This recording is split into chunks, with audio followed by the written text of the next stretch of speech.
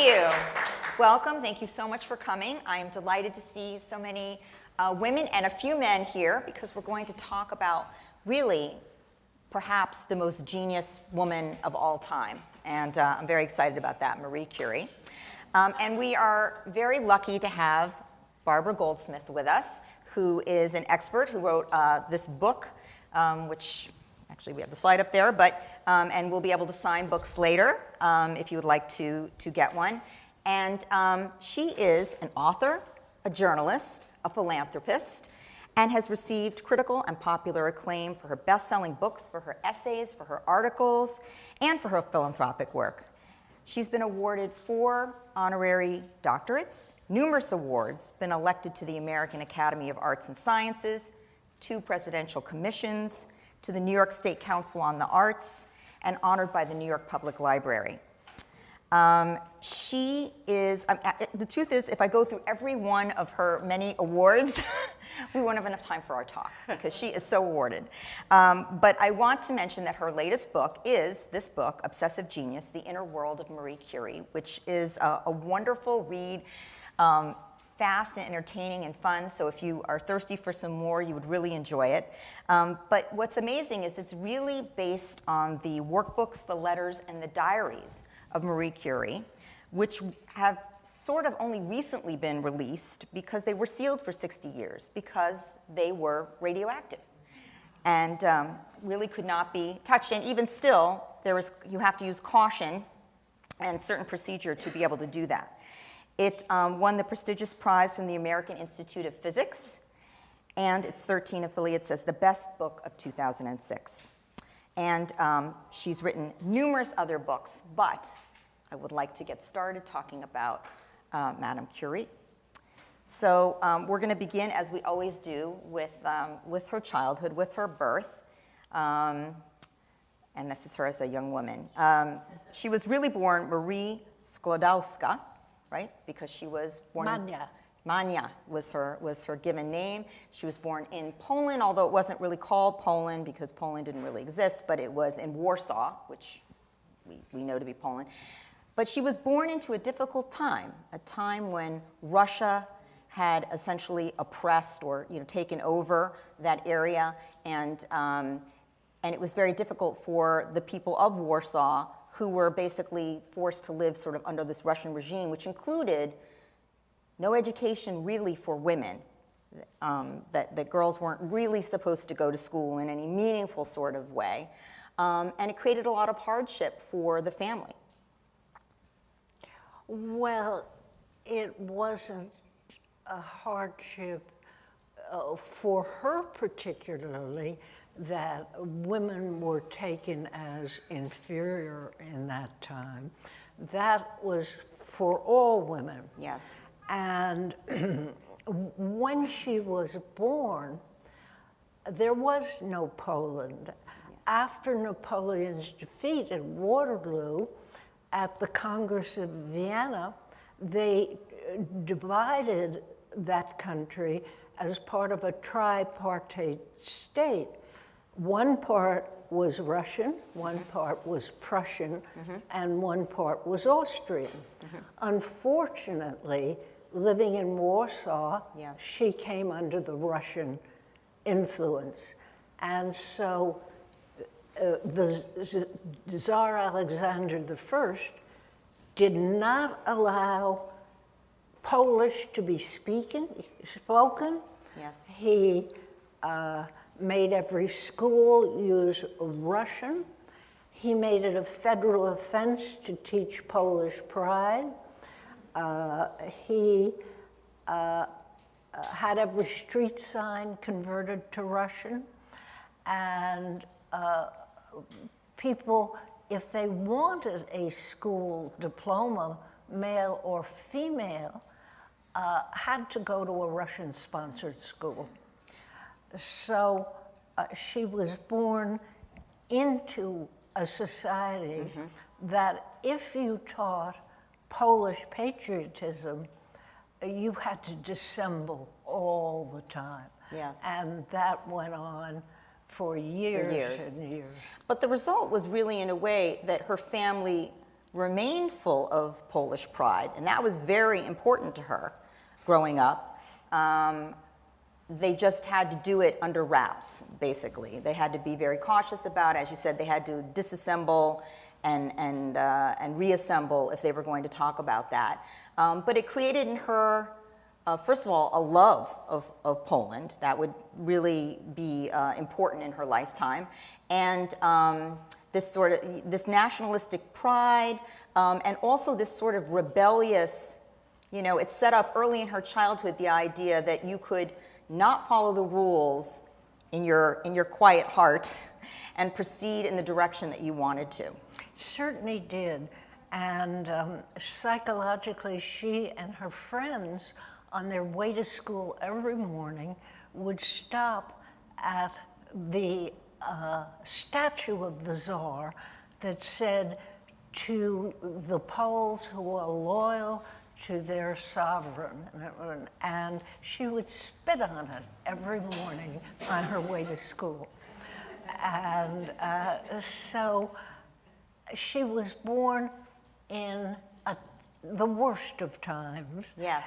In that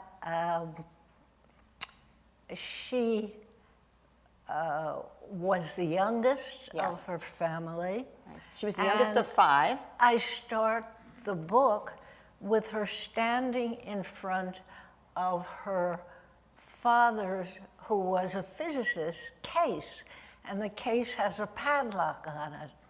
And he was caught teaching Russian. And this slide that you see is, there were 4 daughters, and the mother was the head of the one school, private school for women. Yes. But when she married, she went along with her husband to a much lesser school. She contracted tuberculosis, the mother. And she was really sick for pretty much the entire of Mania's childhood. She was really sick. Oh, yes. Almost the entire time. And so, and in being sick with tuberculosis, she sort of kept her distance a bit, right? Oh. She was very, not huggy, not kissy, kind of removed. Hard to know how much of that was trying to protect her daughter from tuberculosis and how much of that was her personality. No, she had a warm personality. But Marie, who's the little one, said, "I never felt a mother's kiss." The mother kept separate dishes, never cooked with the children. They didn't know about any of these discoveries that were going. They thought if you go to the mountains and you breathe fresh air, you'll get over your tuberculosis. Right. Not at all. Right. And in fact, her mother was at certain points intermittently went away to do this with one of the older sisters, was sent to have a cure, arrest a cure. But for Manya, this was just an abandonment, essentially, a loss of her mother. Absolutely. And the sister was only 10 and a half when she went away with the mother, Zosia. And the father, because he was caught teaching Polish nationalism, was impoverished, and he opened a school, and when he didn't attract enough people, he opened a boarding school, and they were so overcrowded. And Zosia... He opened a boarding school basically in the home. They were all right in the home. Yes, yes. So they were crowded in with these students. She slept in the dining room. And Zosia and the sister you next see, all in black, were affected. And the worst case was Bronya, who is the one in the lighter dress. Yeah. But Bronya survived, and so did Helena, and Zoysia died. Yes. She And- contracted typhus. Yes. So here's Marie basically growing up in, there's, money is scarce. The parents have essentially been punished for being Mother Polish and dies. nationalistic and in a sense breaking the rules. The mother is sick the whole time with tuberculosis, coming and going for these cures. Then her older sister contracts typhus and dies, I think, when Marie is 8. So pretty young to lose this older sister. And 2 years later, at the age of 10, her mother dies. So a lot of trauma. And for those of you that have been to these before, this seems to be a recurrent theme, right? A lot of trauma in some of the most, what proved to be ultimately the most resilient, amazing, great geniuses or icons, is that they've struggled with a lot of loss early on, and that was certainly the case for her. But interestingly, her father, though he was struggling to keep the family afloat, to make money, he was, as you said, a physicist and a mathematician, and he saw that she was intelligent. He wanted her to have education, right? That was important. She was more than intelligent. At not quite 4, he was trying to teach her older sister to read. And she picked up the book, she's not even 4, and she just read the page. And then she saw the consternation on everybody's face, this little thing and she thought she'd done something terrible. And she said, "Oh, I honestly didn't mean to do it, but it was so easy." And he would give her math problems. He saw her interest in science and in math and her aptitude. He would give her problems himself. So there was sort of some teaching in that regard directly from him. And so he made sure that she attended school. In fact, she attended school through high school, really, was able to, at the age of 15, graduate.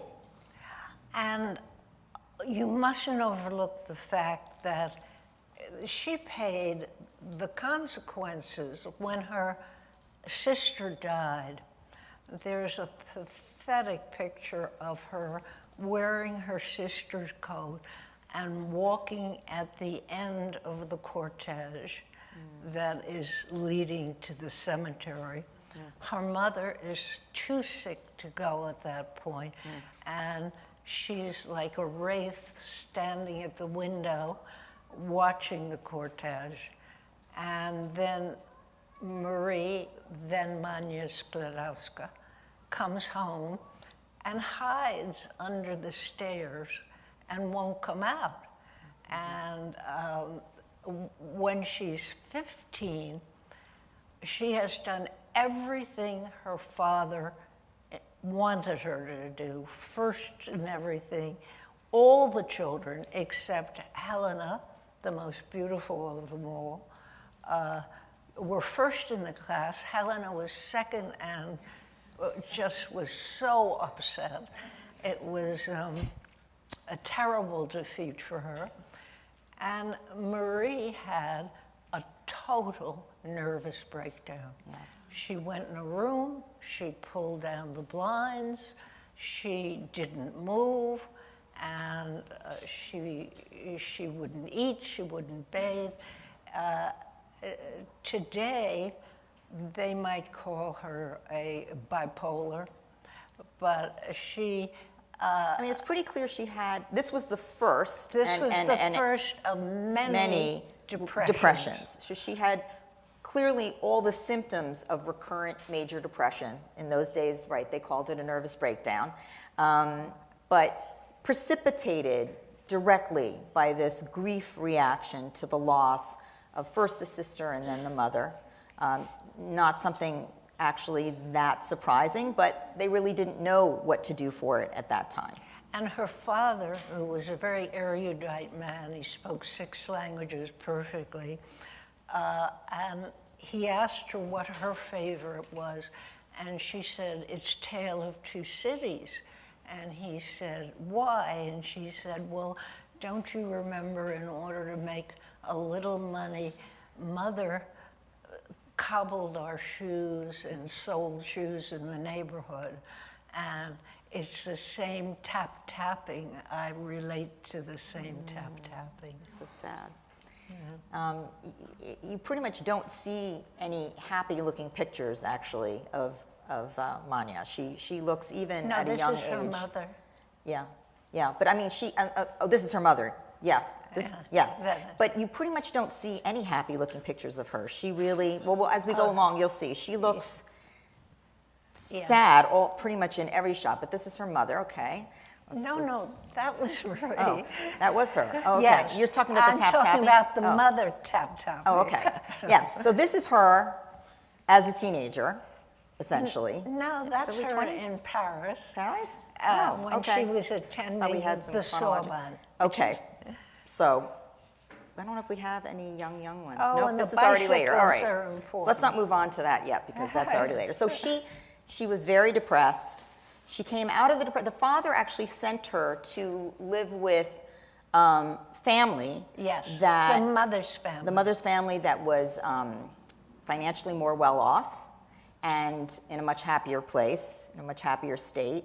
And she slowly started to participate in what that family was doing, going to dances, playing, having things. Fishing, I love Fishing. And she seemed to slowly come out of her depressed state. She did. And her daughter, Eve, said that she could hardly relate to a woman who, when she was born, was silent, never raised her voice, never allowed, it was as if she lived behind a glass wall. And she said, I can't relate that to the girl who danced all night and her slippers were so worn out by dawn that she had to throw them in the wastebasket. Wow. Yeah. So that was a brief, happy period. And then she returned home, and there really wasn't enough money the father wasn't making enough money to send his daughters on to advanced degrees, but she made a deal with her sister Branya, right, who also wanted to go on and study in an advanced way, that Branya would go to Paris, would go to medical school, that Manya would work to help support her through medical school, and then in return it would be Manya's turn. And Branya said she would bring her along and help her to pay for advanced education. Well, you have to remember that they were part of what one would call the Sechlak class, which might be roughly comparable to an intellectual class here. And though they had lost their lands and their titles, a lot of them, they were an intellectual aristocracy. And Gibbon said that it was the only profession in the world where you had to be more elevated than the people that you were working for, and yet subservient to them. And the first people she worked for were horrible. She couldn't take it. So she took a job in the country. She didn't have to pay room or board. And at first they treated her very, very nicely. Even though they caught her and the older sister of the family teaching the peasants how to read, which was forbidden, they forgave them. And at first, everything seemed fine. Until she fell in love with their son. Yes. And he also fell in love with her. Yes. Or so he said. And they wanted to marry. Yes. And certainly she was, he was also intelligent, but she was clearly at He least... was at Warsaw University, barred women. Right, but there were no women at the universities, right? There were not. Right. Well, not in Poland.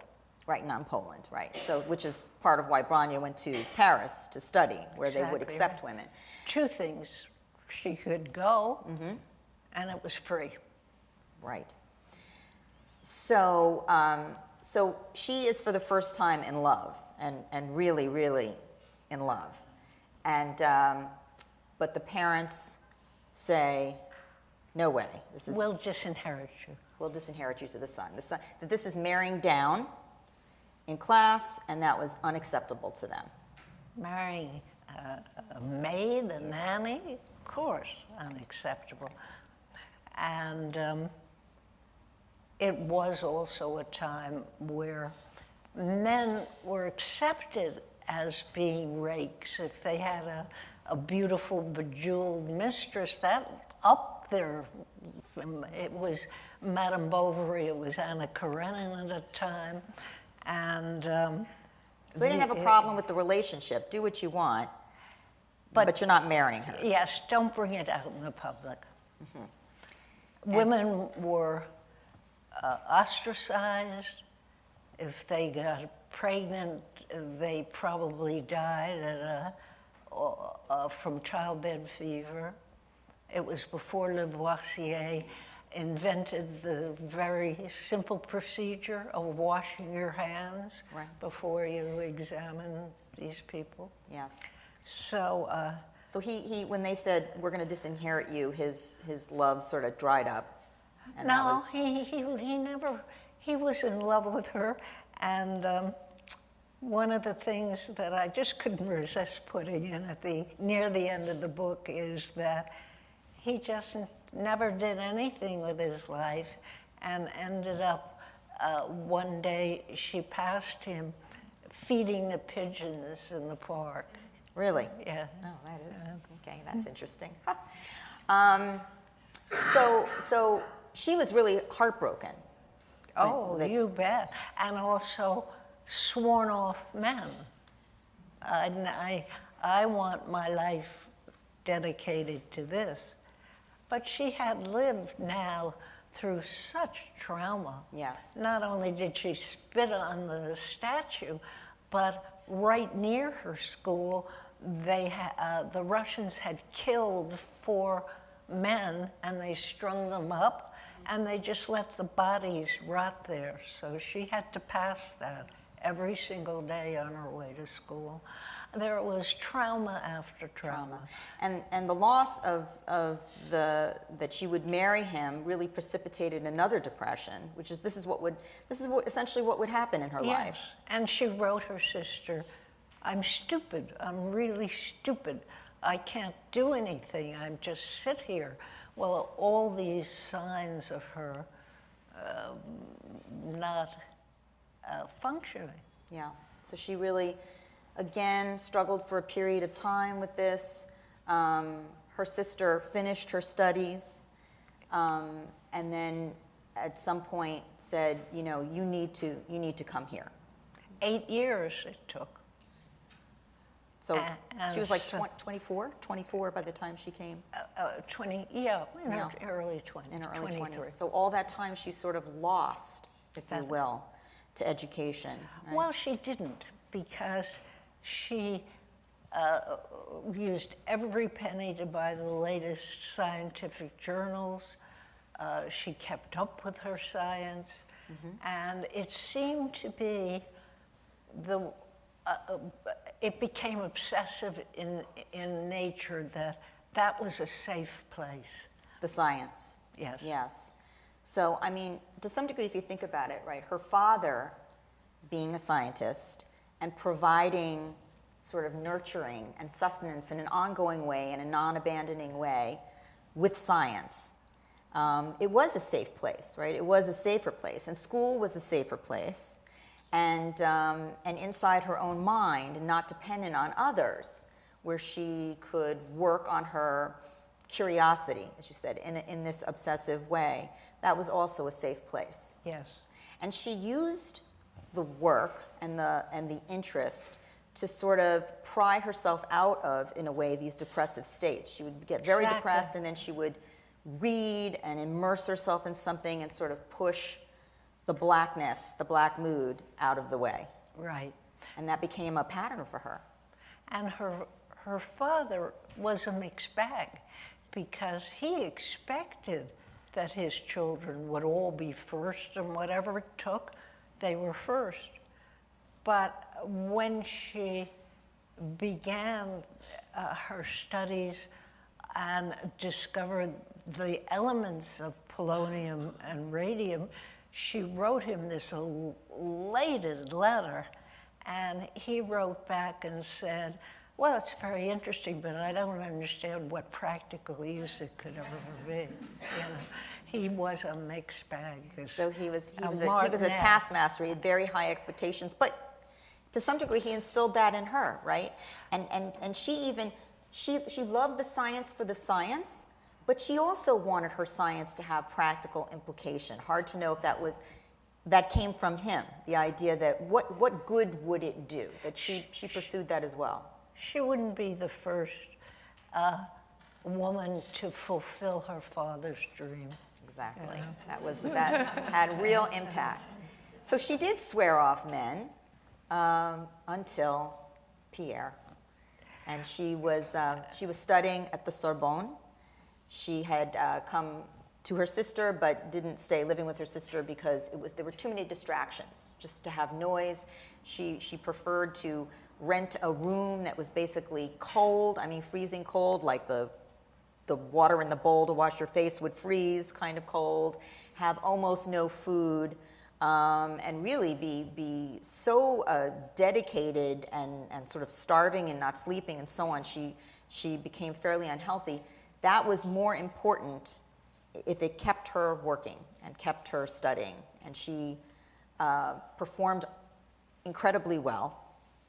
She got her master's in physics and in mathematics in a really short period of time, like three women out of 2,000 students.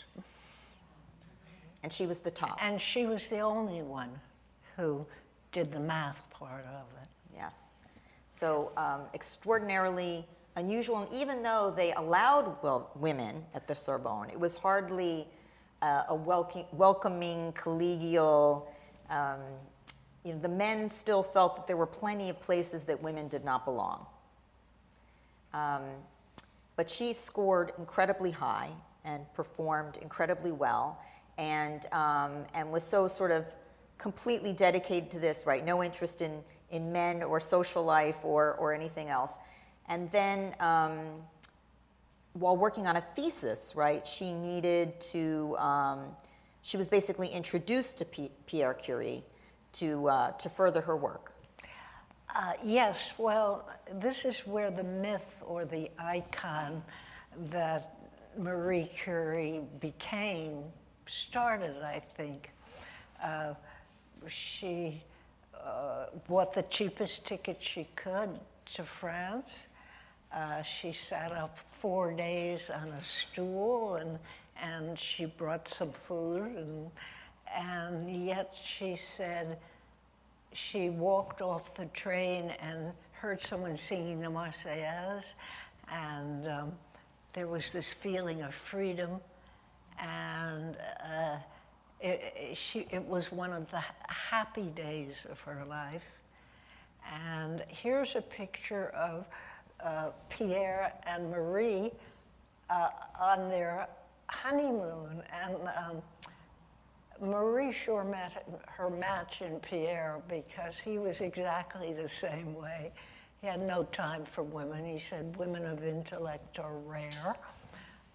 He was actually afraid of, he said women sort of could suck the energy and intellectual pursuit out of you, so you shouldn't really get involved. So they both had their psychological little backpacks, you know. And everyone says, because Marie, in an effort to raise money much later, drew this picture. She said she saw this tall man standing by a balcony when she entered the room. Well, it wasn't like that at all. She needed space. She needed a laboratory. She had gotten this commission through Gabrielle Lippmann to measure the weights of different metals. How much did, steel weigh? How much did, I don't think they had steel. She was looking predominantly at steel, in a way, at that time. That was how she entered the field. And she needed, one, a place to work, but two, Pierre was known for designing this delicate equipment that could do things nothing else could do. And among them was a thing called an electrometer. It looked like a Rube Goldberg contraption. And she designed that. I mean, just let's go back to that slide. And he designed that, and she wanted him to design equipment for her, because she was getting exact readings, and she was someone who would do the same experiment 40 times to make sure that's the obsessive part of her. Yes. So she wrote in these papers that I found that she was not love at first sight with Pierre, but that she fell in love with him when they took a bicycle trip for their honeymoon. And that's in fact, he actually fell in love with her. He was always in love with her. Yeah, he pretty much fell in love with her right away. And in fact, he proposed marriage, and she said no. And then he just kept going, and it finally, explained why they would be such a good partnership, why it would be so beneficial to the two of them, because they really were of one mind. They would both be scientists. This is what they would pursue. He would support her, and they would be this invincible team. And that, to some degree, is what convinced her to marry him. And then along the way, she fell in love with him. And the equipment. Not his equipment, the equipment. Right. That was sort of how it went. But she did fall in love with him. She did love him deeply. In love with him. But she said not until they were on their honeymoon. And he was a bit of an awkward. He wasn't the most suave of men. Right? No, he and his brother Jacques invented all this material, but their great invention, which has become subsumed in the fact that she has become this icon, is the fact that he invented what we call Pzo Electricity. And what he did was he figured out that if you take a quartz and you cut it asymmetrically, you can get energy through the quartz that will propel a lot of things. Churchill said his inventions saved Britain during the war because it led to the invention of sonar. Look at your watch. Watches, yes. That's Pierre. Look at your cell phone. Yes. That's Pierre. Yes. He really started that whole idea of being able to manipulate elements so that the energy of the element would propel something else. Yes. And the distortion of the so she in fact had little reputation when she met him. Right. And he actually was the one to sort of push her a bit in the direction of looking at Henri Becquerel's work, which was, and he was sort of the initiator of, let's take a look at, essentially what became radiation, really, but he was sort of at the earliest stage of that. And Pierre said, there's something to this, right? We should you should take a look, you should move over in this direction? Well, Henri Becquerel became interested in these rays that were quite different from X-rays. And From uranium, really, that originally, he looked at uranium and the Yes. rays that were coming from uranium. the rays that were coming after the uranium had been removed. Moved, right. And so it was very strange. They use what they call slag. And in Bohemia, they made all these glass, beautiful glass, and they took the glaze, took the uranium out of the slag and used it. So all of this was left, and it was like, looked like brown earth, but it had no uranium left in it. And they honestly didn't know what to do with it. It was in a forest in Bohemia. This is sort of the pitch blend, the pitch ore, the blend. pitch blend ore that was left. Yes, no uranium. No in it. uranium, and she found that in fact, well, let's not go there yet, but that it still had Enormous radioactive energy, enormous. more than the uranium. Much more. Much more. And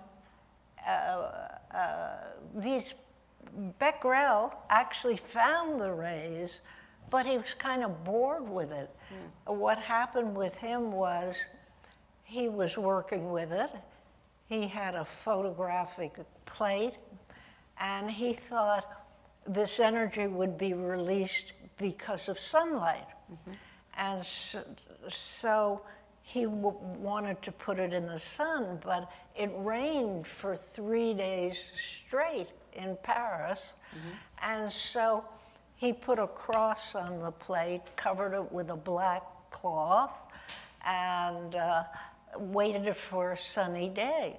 The sunny day came, he took the plate out, and there was the cross. No light, no anything.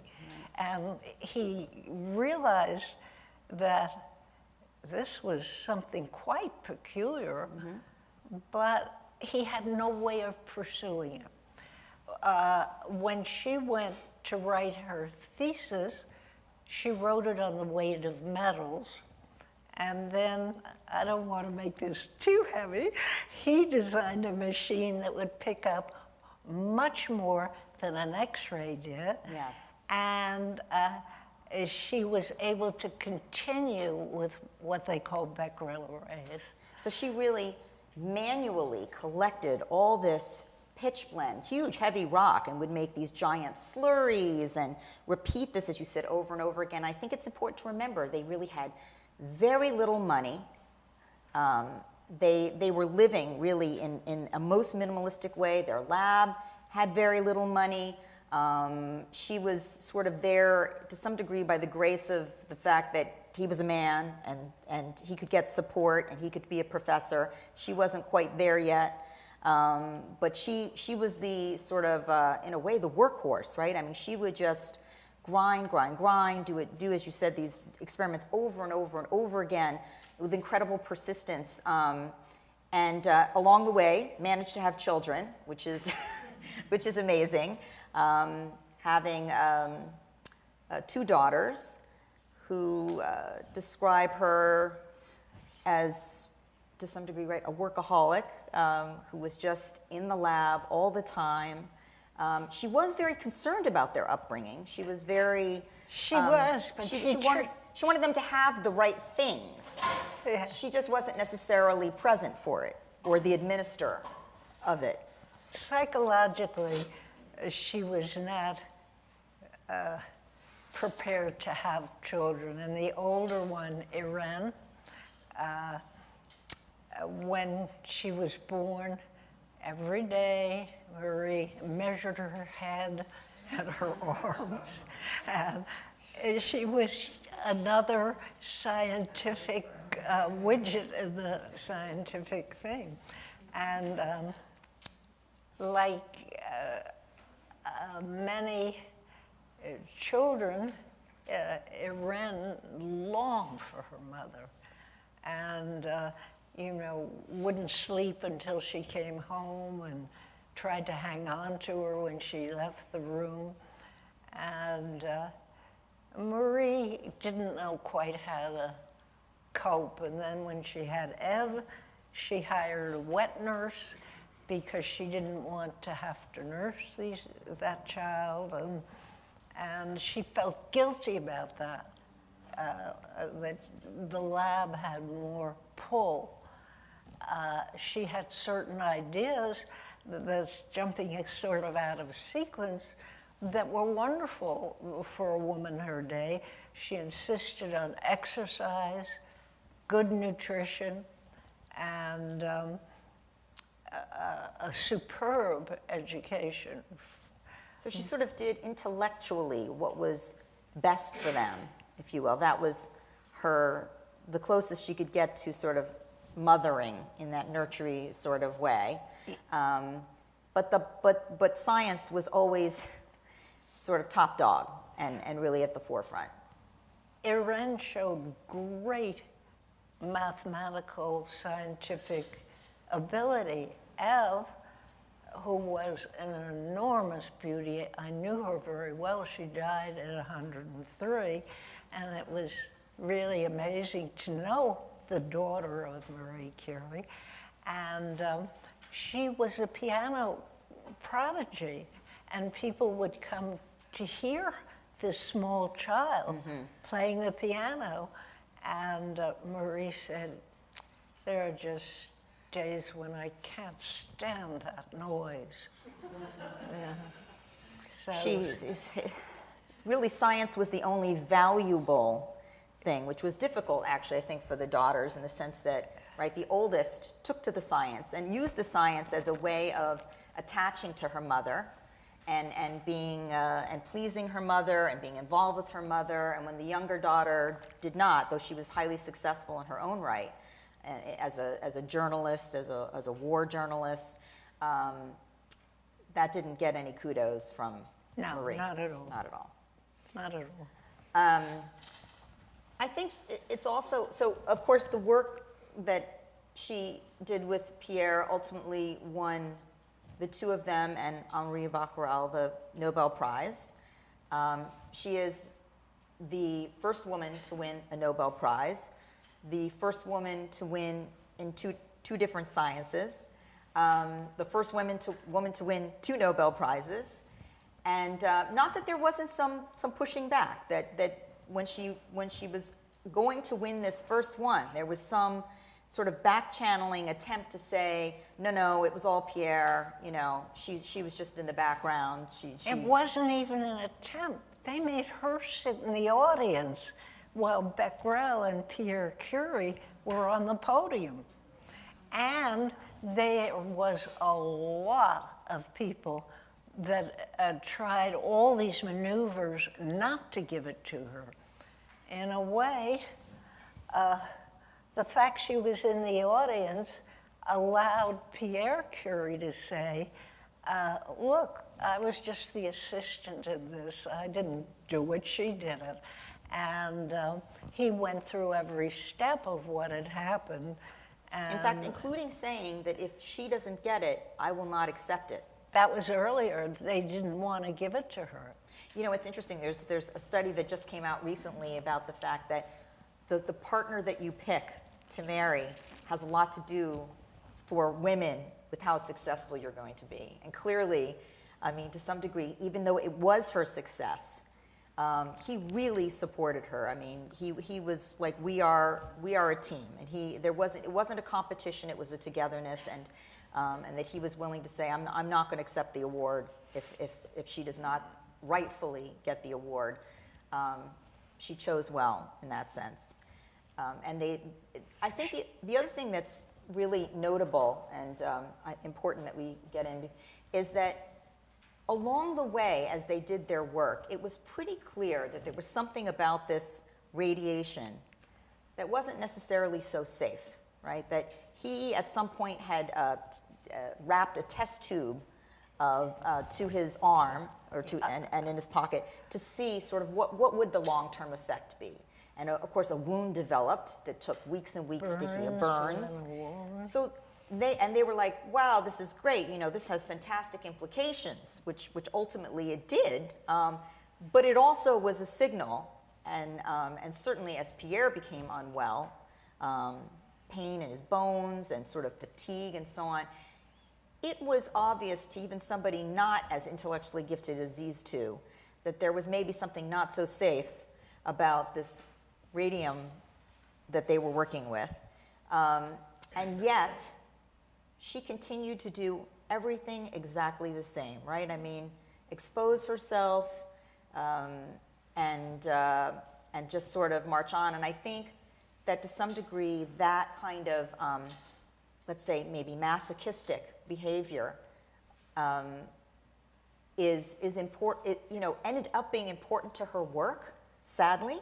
But it's often a feature of depression, somebody with recurrent depression, to be masochistic or self-defeating in that way.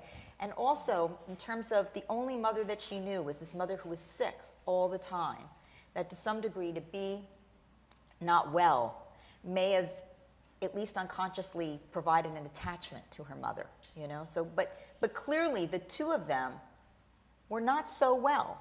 Often they were not so well, whether it was because of not sleeping, not eating, living in cold, working themselves that hard, or being with this radiation that was obviously not so safe. That was clearly a feature of something that went on in their lives.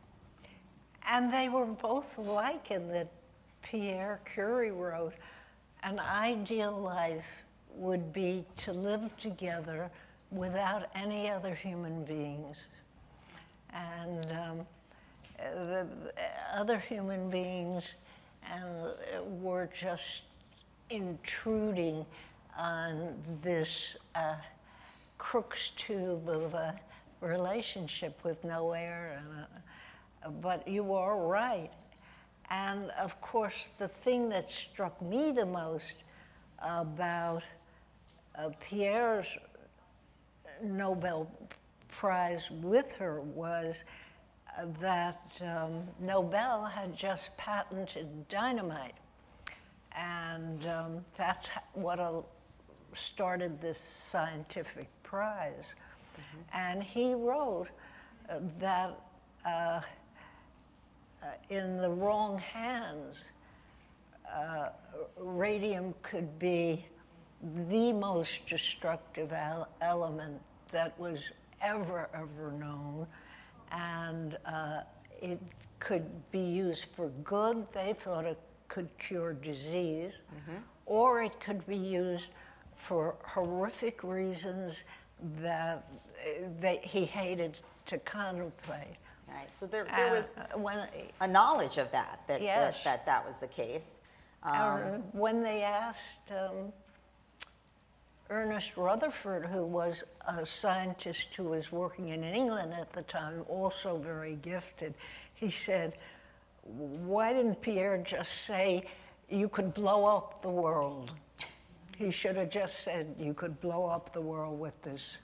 But they came to feel, she felt this way about radium and polonium, which she named after Poland, the two elements that she discovered. She felt that they were like her babies, right? She did. She referred to them as my child. And she kept them almost in that way, right? In her nightstand, she kept a little bit. Obviously not a healthy thing to do. But hardly. But she just sort of keep it close to her, and it was really, it was that deep a love for her, and she had, as you said, obsessively pursued it. And so even though, as in a way it was known that, and she exposed her daughters actually, but particularly her older daughter, to a tremendous amount of radiation. This is the Nobel, and then sadly Pierre is killed in a tragic accident. He slips and falls on the street at the age of 49. Marie is actually unusually with her daughter, had said, no, I'm going to take the day and spend it with my daughter, to add guilt to the already ambivalent conflict that she has about spending time with her children. But he slips and falls, and a wagon rides over, crushing his head, and he is instantly killed. And again, tragedy, huge loss. She again becomes incredibly depressed. She tried everything. She tried spiritualism. She believed that she could talk to him through the casket. She was devastated, as well she might be. But from certain point of view, when she received her second Nobel Prize, he was dead. And so they couldn't say, well, Pierre did it, she didn't do it. Right. But she actually did ultimately turn to her work again. As the method of saving herself. That she said, the only thing I can do is go back to the lab and just be completely immersed. And she hardly looks happy. She, looks quite depressed, but she was in the lab, and she managed to stabilize herself in a way by doing the work. Well, she wrote, isn't it strange? I cannot connect with my daughters. I can't connect with anybody. And the daughters describe her as, one of them says she came home with Ev at 3 in the morning and saw a light in her mother's room, and she came in, and it was as if she hadn't come in. She was going through her papers, and Marie looked at her, she looked at Marie, and then she left. Yeah. And there was another time when she came home, and Marie had fainted, and she had to call the sister, who came over and said, well, I don't want her off in a hospital. Let's just fix her a nice steak and some vegetables, and she'll feel better. And it was true. And it was true. And actually, an important person in the children's lives was actually Pierre's father, who ultimately came in when they were young and took care of them, was with them. So he was a sort of... He was a blessing. His wife died. He came in, he saw this mess, and he said, you know what, go to the lab, go ahead, I'll take the kids. And particularly Iran. And Marie didn't even notice that her oldest daughter was having a reaction. She said, Iran just goes her way, and I don't even know if she thinks about her father. Of course, she took 2 pictures off the piano and keeps them near her bed at night when she goes to sleep. Well, what more clue do you need? Right. But she just said that. She tended to ignore it. And her workbooks are amazing. They're just little gray books tied with string, and they talk about all these intimate experiences that she has. And you can see the glowing, the radium glowing with radioactivity that she's... And that's not radium. What she's holding, which people didn't understand, is maybe 100,000th dilute of radium that still glows like that. They thought, oh, that beautiful blue color. As a matter of fact, when I was a kid, I saw this movie with Greer Garson and Walter Pidgeon and Marie Curie, the icon. And they walk into the laboratory, and this bowl is glowing, and she says, could that be it, Pierre? Yeah, I don't think so. That's clearly not how it went down. But it sounds good for Hollywood. But radium took off, actually, in a very Hollywoodish sort of way. Yes, I think I have a slide of it. It's used for, all these... here it is. The cure for everything, great skin cream. Look at this. Women in factories were painting watch dials and they all licking died. the brushes to Throat get a fine cancer. point and died of cancer. You know, before people really understood how completely They dangerous. only used it to treat cancer in a really diluted form for less than 2 decades, and then cobalt came in. But ultimately, right? She wanted to she put herself up for the National Academy or the Academy of Sciences in France. She got people to put her up. It's clear she should have been the winner, but the men basically said, we are not going to have a woman be in this organization. It is not happening. So she was beat out for that. She never put herself up again or had anybody do. Yeah, you can see Einstein. Apparently he wasn't too, he's called her a cold fish.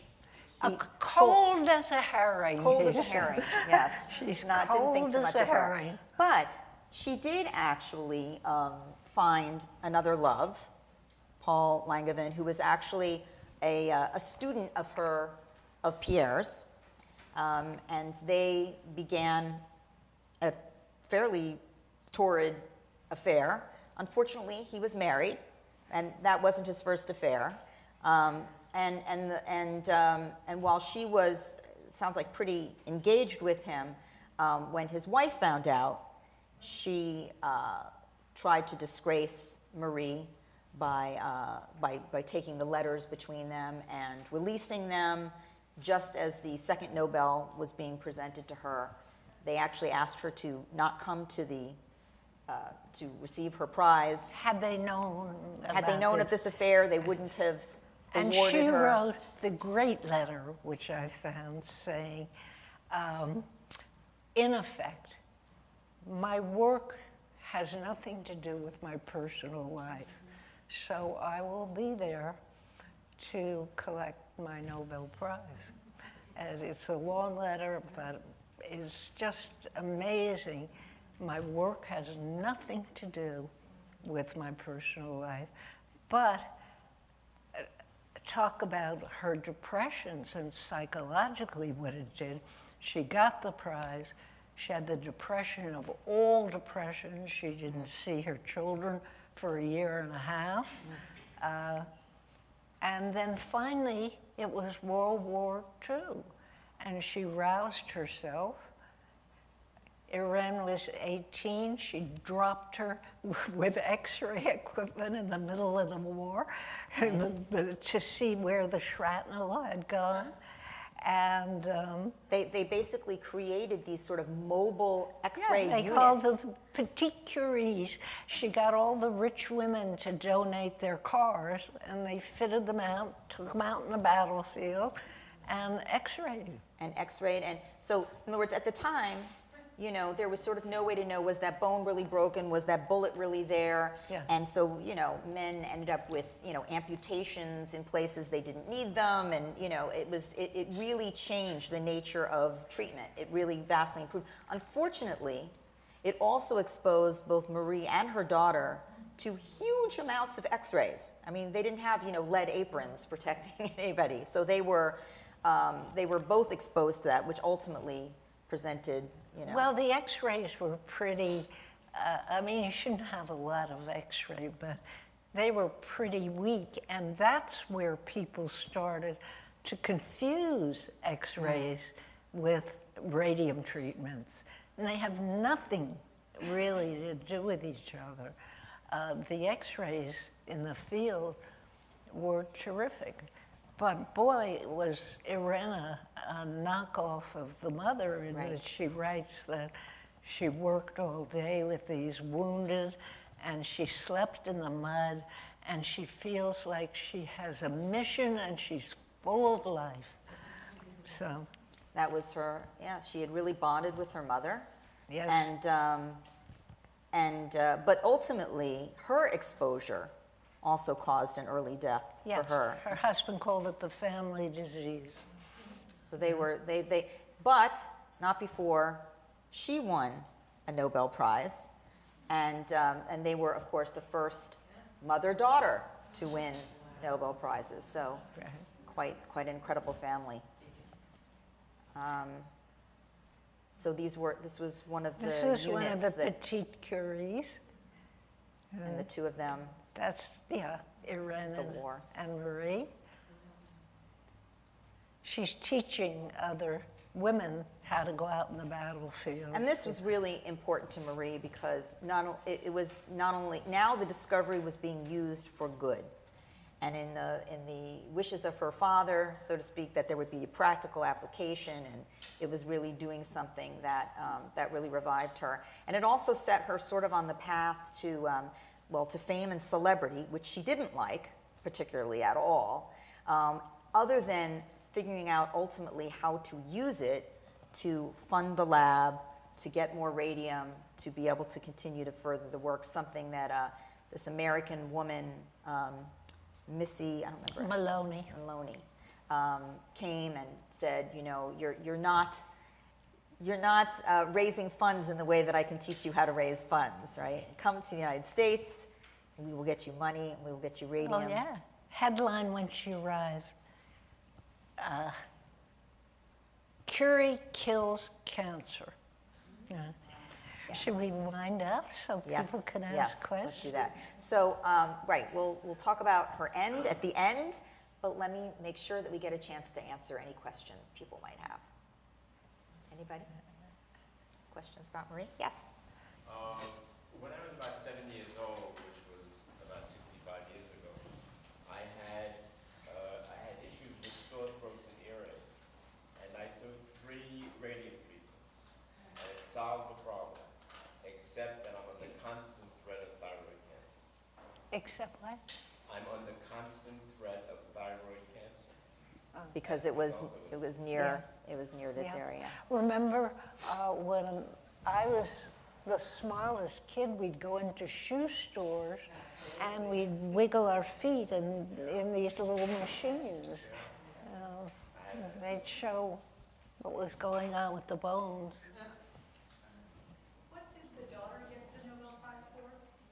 Oh, the daughter found they had not split the atom before, and Rutherford said, you know, when I started, I thought the atom was a nice little round, impenetrable, like a marble, and gradually, they began to find that it had a lot of energy inside. And then they found that most of the energy, this is a really fast answer, was in the very inside called the nucleus. And she invented, with her husband, artificial radiation where they could form a chain reaction. And of course, the chain reaction further forwarded the dangers of what we saw in the atom bomb and the threat of the atom bomb. So she got hers for creating a false or a artificial chain reaction. And Eve went on to become a writer, a very photographer, great war beauty. correspondent, really. Right. Right.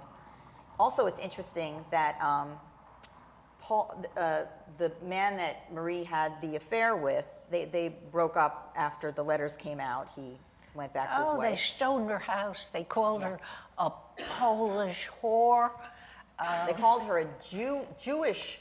Oh, I was going to get to Jewish that. whore. Because even though she wasn't Jewish, but no, because she the was anti-Semitism. Catholic, but it was at the time of the Dreyfus affair, where the anti-Semitism in France was pretty much like it is today, only a little bit worse. Yeah. So they call. But interestingly, his grandson, Paul Langevin's grandson, right, married one of Marie Curie's granddaughters. Yes. And she's the one that decontaminated the papers enough for me to be able to read them. But still, if you take a Geiger counter and run it over the pages, you still hear the, A little radioactivity. Any other questions? Yes? Was there depression in her family? Was it something that she had inherited, or was it a response to the I didn't hear it. I'll have to- Was there depression in the family, or was it a response to the losses that she had? You know, it's hard to say because I think they don't have documentation actually of earlier family members. You would only know if they were like suicides or so on. But I don't think so. yeah, it's not known that her sisters particularly struggled with depression. It's not known that her daughters particularly struggled with depression, which makes you think it less likely. And her parents, it's hard. I mean, her mother died, you know, when she was young, and she was sick for such a long time. You might have said she had depression, but she was sick. I don't think so. You know, she had tuberculosis. The older sister died of typhus. We thank those wonderful scientists that eradicated infantile paralysis and invented penicillin. But Marie went at this in a really educated way. That's a machine that Pierre designed, and I asked anyone, they have it on display, to show me how to do it, because she has to put her sample, and then she has in the other hand a measurer, and then she has to move a needle. And It's very she fine work. started to laugh. She said, nobody has the skill to use this. Yeah. They just couldn't possibly coordinate all these motions. Very difficult. I just have one other question. Yes. Her daughters apparently forgave her for her negligence of them, and that is extremely interesting to me. They bore no bitterness toward her for her lack of maternal feeling. I think they were honest about. I mean, I don't think that they needed to deny it, but I think that Irene certainly went the same path. So to her, it was she identified with it. In other words, she so identified with it that for her, I think, you know, she had internalized it as the way to be a mother, the way to be a woman, the way to be. Her other daughter, I think, had more difficulty with it, right? Eve? She never had children. She never had, okay, so that says something right there. I think it clearly was more difficult for her. And, you know, they acknowledge her incredible ability and sort of separate it from her maternal ability. I guess I would say that. Yeah. Hi.